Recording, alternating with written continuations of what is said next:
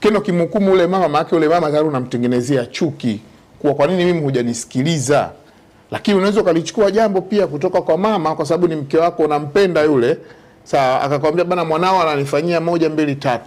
Wewe ukaanza kutengeneza kuwa mwanangu hivi na Mustafa, mimi nakwambia ukweli, baba ukiwa una akili timamu, wallahi wa billahi, kama mwanao anapitia wakati mgumu kwa mama Akambo utajua. Ndio.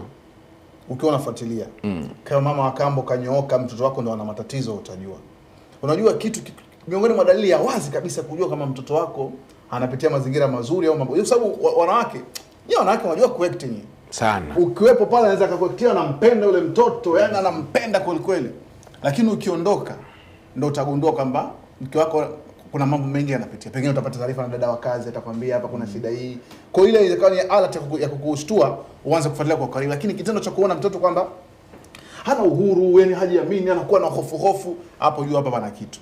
Na pengine watoto wako hawana kawaida hiyo. Unagundua hapa pana shida. Na wallahi wabillahi nakwambia mama wenye roho mbaya wapo. Wengi sana. Lakini mama wema wazuri wapo. Sheikh, kuna mama kama wanalea watoto vizuri kuliko hata mama yao mzazi. Hichi kitu kiongea tu za kukataa. Na hiyo kuna watu wanalelewa na mama zao wa kambo, hata mama zao wazazi hawakuwapa malezi haya. Na hiyo unajua inatokana na nini bwana Mashi? Tukirejea nyuma na maisha tunaishi sasa hivi, ndio maana nikasema kwa zamani ilikuwa kubwa. Sasa hivi watu Mashi na watu wengi waliofanikiwa hata kuoa wanawake 2 mpaka 4 according to dini yetu na wakasurvive vizuri, ni wale wanawake waliooa wameshika dini. Kwa hata mimi naona kwa dunia tunaoenda nao sasa hivi, wewe umeachana na mwanamke mwingine unataka kuoa mwanamke mwingine na una watoto wako, tutafute wanawake ambao wana hofu ya Mungu. Kwa sababu dunia sasa hivi imebadilika, na kweli mateso ya zamani kwa sababu ilikuwa hakuna mitandao. Pengine tulikuwa tunaona labda unajua ukatili sasa hivi umeongezeka sana kwa sababu kuna watu wanafunga TV, wanafunga kamera kwenye vyumba. Moja kuangalia kama alichokisema huyo mwanamke ukiwa hapa anacheka na nini, lakini kumbe unaweza kufunga kamera ukawa unachora namna gani mambo yanapozidi kuendelea. Lakini mimi kitu kikubwa ambacho naihusia jamii kwa ujumla ni sisi wanaume, hata wanawake, kama unataka kumpa baba wa kambo lazima uangalie mtu at least ana hofu ya dini, kwa sababu dunia sasa hivi imebadilika. Unyama umekuwa mkubwa, yani unyanyasaji wa kijinsia umekuwa mkubwa sana sasa hivi kuliko maisha yetu yote. Na hii inatokana kwa sababu sasa hivi kuna mambo ya technology, kwamba watu wanarekodi, yani vitu vinaonekana wazi wazi. Kwa hiyo ili tu survive kwenye huu mchakato mzuri na kuweza kufikiria kwamba huyu mwanamke naweza nikasurvive naye kwenye familia yangu, lazima tuangalie wanawake wa kuoa. Wanawake ambao wameachwa na wanaume au wanaume wao wametangulia mbele zake, lazima waangalie baba wa kambo pia wa kuoa. Hii itatusaidia kuilea jamii iliyokuwa nzuri. Kwa mfano, wewe umetoka asubuhi, umerudi jioni, umekula, umelala. Lakini ujue huyo mke wako katoka na yeye kaenda kwenye mambo yake. Huyu mtoto hajamjali, labda ana miaka 12, 13. Kavunja ungo. Kaenda kuzurura, kaenda kufanya mambo yasio na msingi, karudi ndani. Wewe una hiyo habari. Lese amtesi, lakini ule utaratibu tu wa kumlea, amtesi, ampigi wala nini, lakini hana time naye. Kwamba wewe kwa nini unarudi sasa hivi? Wewe uko unafanya sasa hivi? Hana time naye. Amtesi wala nini. Lakini amwangalii kumwekea security kwenye yale mazingira ya maisha. Wewe unatoka unarudi na unaona wako vizuri. Lakini kumbe ndani ya uzuri wake nje huyu mtoto anapitia madhila makubwa kwa sababu hana mtu wa kumwambia acha ili baya. Mwisho wa siku unakuja kushangaa binti yako mdogo tu na matatizo ya mimba au ana mabadiliko makubwa ambayo wewe mwenyewe unashangaa sana. Sasa ili kwaje? Wewe ulikuwa hujui.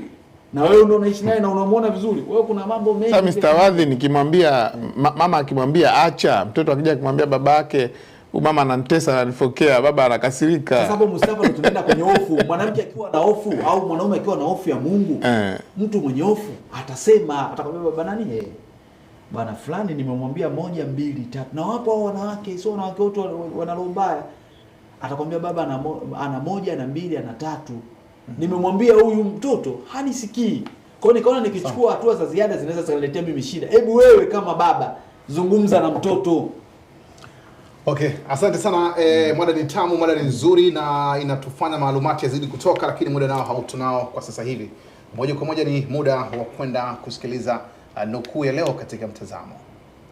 Maisha mafupi haya usiyafanye maisha haya yakazidi kwa mafupi kwa mawazo na huzuni na stress. Onyesha tabasamu ndugu yangu, hata kama moyo wako unavuja damu, hata kama una matatizo yamekaa katika kichwa chako, na isiwe kila mmoja unampa habari yako tu. La tabki ala labani almaksub, usilie kwa maziwa tayari yashamwagika. Dakika za hekima.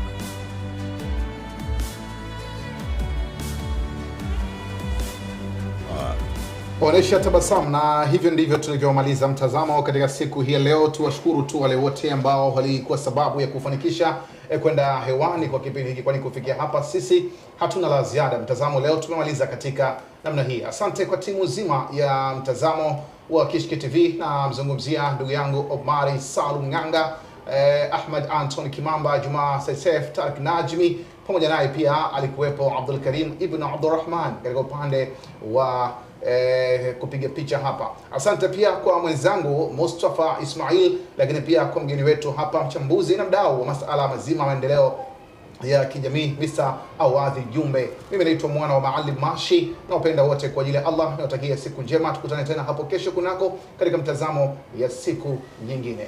Wassalamu alaikum wa rahmatullahi wa barakatuh. Mtazamo, kipindi bora kinachoangazia fursa mbalimbali kwa vijana katika dini na jamii. Fursa zinawekwa wazi, jinsi gani kuzifikia na nini cha kufanya. Mshale wa sekunde, dakika za hekima, kuvuna maarifa. Mtazamo, kipindi bora kinachoangazia fursa mbalimbali kwa vijana katika dini na jamii. Fursa zinawekwa wazi, jinsi gani ya kuzifikia na nini cha kufanya. Mshale wa sekunde, dakika za hekima, kuvuna maarifa.